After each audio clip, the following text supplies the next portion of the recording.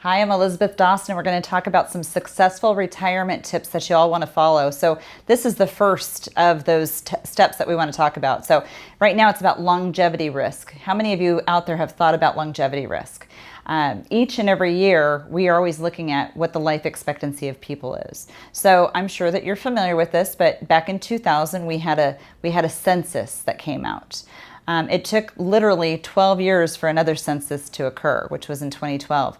They just did another one in 2017. Why do you think they're having so many of these right now? It's because the longevity factor is out there, and pension companies are really concerned because pensions aren't necessarily able to continue to pay for people that are living longer.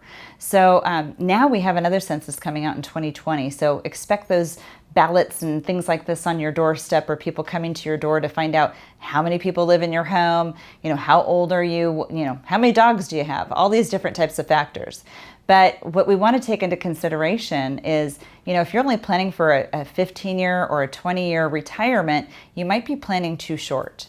So think about this. How long will your money last? And whatever money you have left over, can you stretch it out for another 10 years? Well, most people just really don't even have the idea of how to fathom that.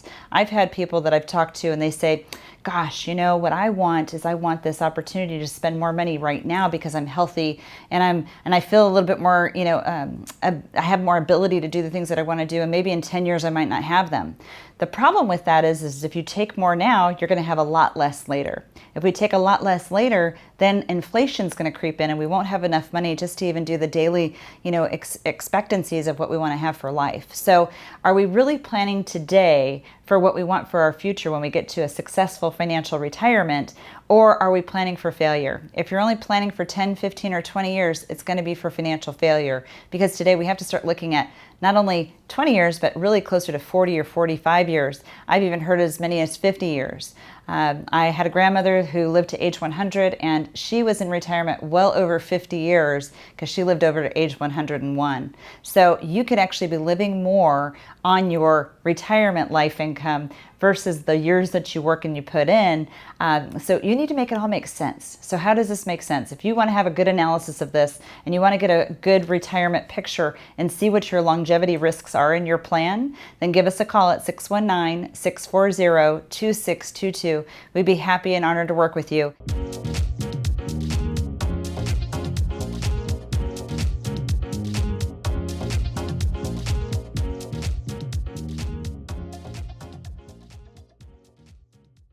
The information provided in this show is for informational and educational purposes only. This show is not investment advice, nor is it intended to address the financial needs of any particular viewer. The opinions expressed on this show are not intended to be an endorsement of any particular investment strategy or service of any other kind. You must make an independent decision regarding investments or strategies mentioned throughout the show.